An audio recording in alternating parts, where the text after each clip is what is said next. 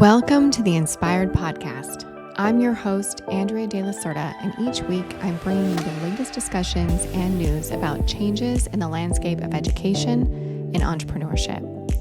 As a 22-year entrepreneur, corporate executive, business coach, and leader, I mentor a community of change-making men and women to get out of their box and step into their true calling to make the biggest impact.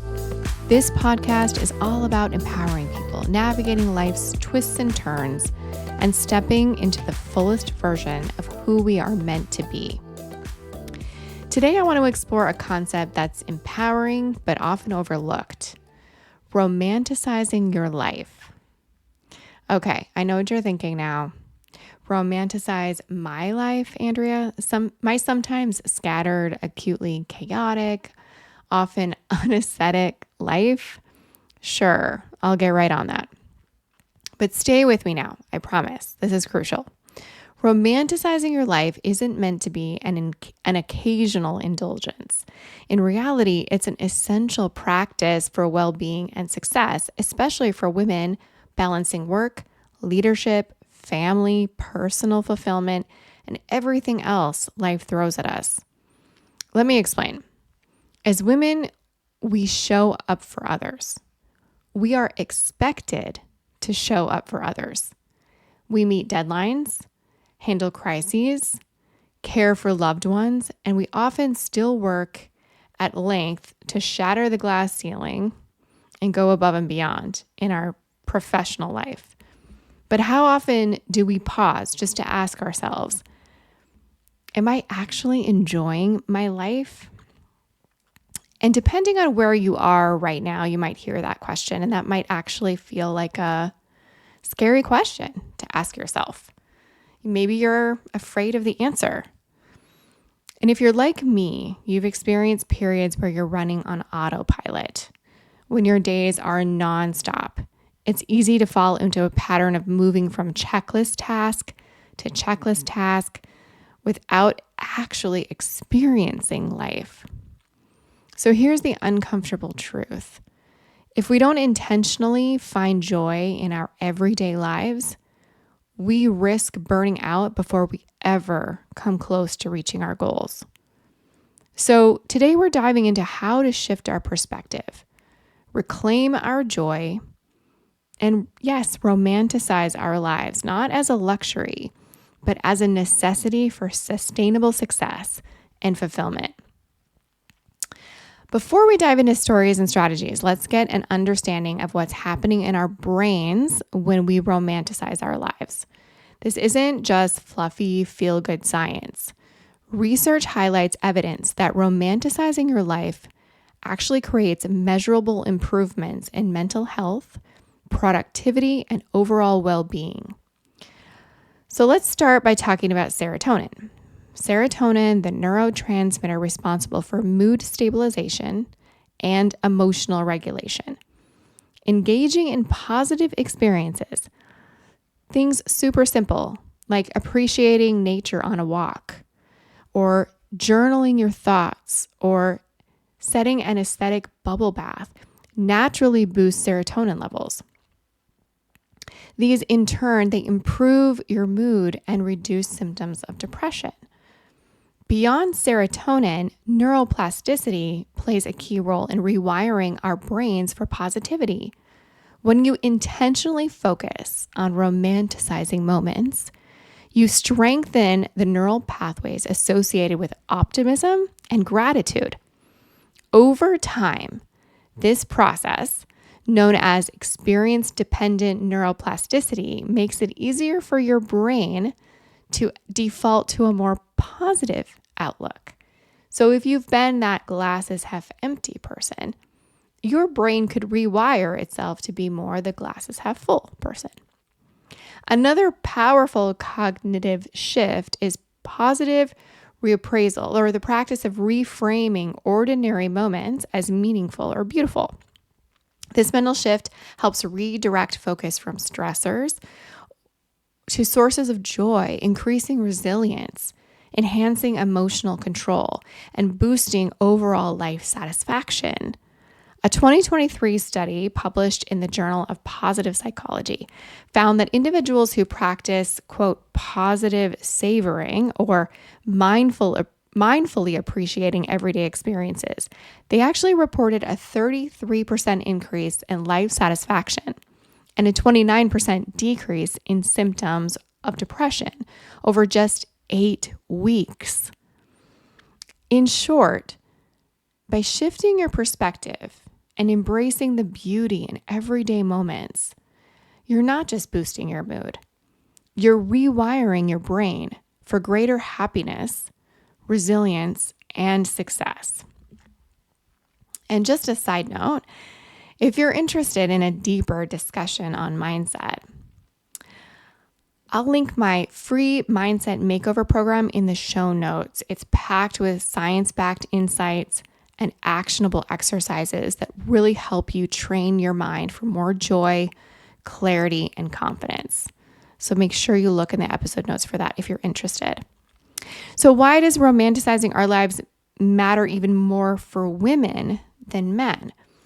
Well, for women, especially those in leadership or business, we are often expected to do everything, work hard, run businesses, make money and lots of it, raise families, take care of the home, stay healthy and fit, and somehow at the end of the day, make it all look effortless. Go to bed, get up the next day, and do it all again. The pressure to be everything to everyone, including ourselves, is unreal. It's really impossible. Research only further enforces this. As women, we often carry an immense and often invisible load. According to the American Psychological Association, women report overall significantly higher stress levels than men, largely due to balancing work and household responsibilities. And another study found that women, especially those in leadership, face higher rates of burnout than men, with many feeling the pressure to always be on at work while also being the primary caretakers at home. And when it comes to household, domestic, and caregiving duties, well, 60% or more of those tasks fall on women, even in dual income homes. This second shift extension of the day creates a persistent imbalance that impacts our quality of life over time. It makes it difficult to imagine how you could even begin to romanticize the day-to-day nuances of life. There's only so many minutes in the day. There's only so much time. Let's put it this way. We know the roses are there somewhere, but we've convinced ourselves there's no time to stop and smell them. So what do we do instead? We sprint towards success, but we forget to enjoy the journey. We push through the exhaustion, we ignore our needs, and we tell ourselves that happiness awaits at some future milestone. How many times have you told yourself this is just a season that I'm in? This is just the season I'm in. We tell ourselves that once we, quote, make it, we'll finally slow down and enjoy life. But let's be real talk here. It never happens that way. That, quote, one day never actually seems to arrive. If we don't learn how to romanticize our lives now, we'll always be waiting for happiness to arrive, or we'll always be waiting for that moment we can appreciate it. Not stopping to savor the little moments means missing out big ways to find joy, love, and purpose in the everyday. This is exactly what the research confirms, that future happiness that we crave rarely materializes if we haven't developed it along the way. For example, a landmark 85-year Harvard study on adult development found that happiness and fulfillment are not determined by career achievements or wealth, but by the quality of our relationships and our ability to find joy in everyday experiences. In other words, a thriving career, complete with a generous salary, unlimited PTO, and that fabulous corner office that you've dreamt of holds very little meaning if you haven't found ways to savor your accomplishments and share them with the people who matter most. Last year, I had the opportunity to travel to France to meet up with my business coach who lives there and a few other colleagues. A key takeaway for me from the 2-week trip came after observing how the French choose to celebrate pleasure by enjoying moments every day, whether it's a long lunch or a meetup with a friend for an aperitivo at 5 p.m., maybe a quiet walk, or just stopping to smell the lavender. They live a life worth living. When I came home, I was committed to bringing France with me, at least a little bit of it. Vacations like these are a wonderful way to take a break from real life, but what if you can commit to bringing home some of those best aspects of your visit?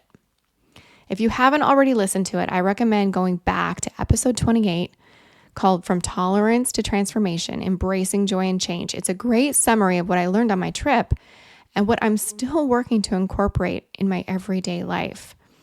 You might also hear some nuggets there that will inspire you too.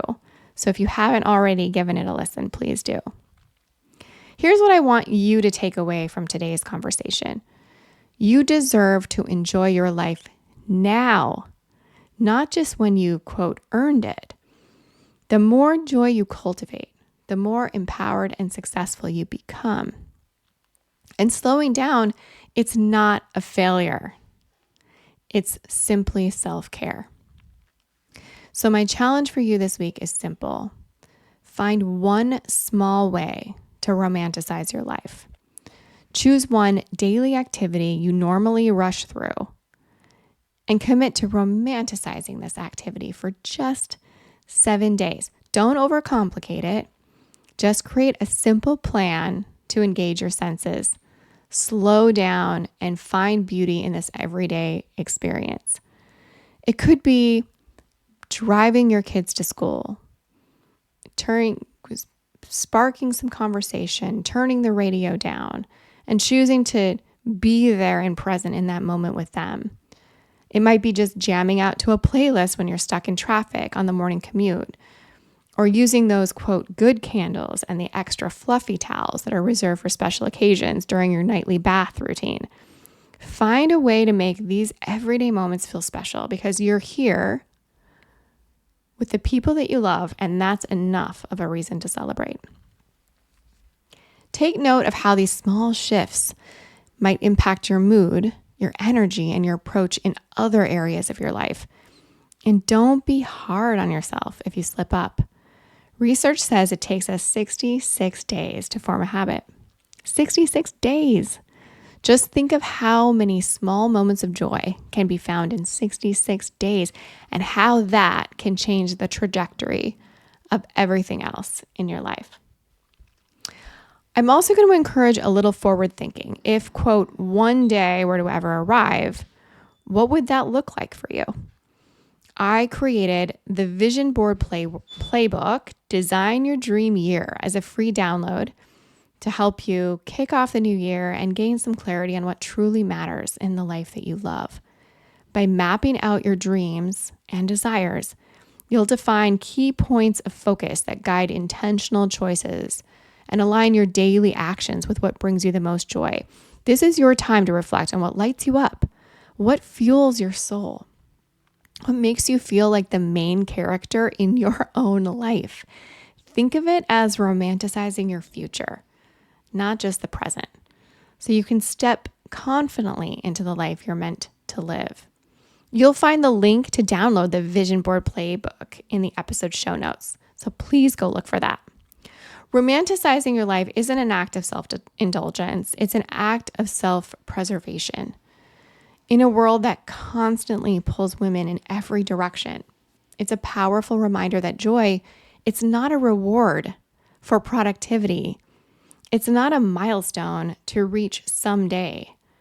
You deserve to experience that joy right now. Whether it's taking a few extra minutes in the morning to enjoy your coffee, adding fresh flowers to your space, setting aside time to read just for fun. Start really small. Start somewhere. Just start. Thank you so much for tuning in to the Inspired Podcast this week. If today's episode resonated with you, please don't forget to subscribe, leave a review, and share it with another woman who needs this message today. And until next time, keep dreaming, keep creating, and remember, your life is happening right now. Make it beautiful.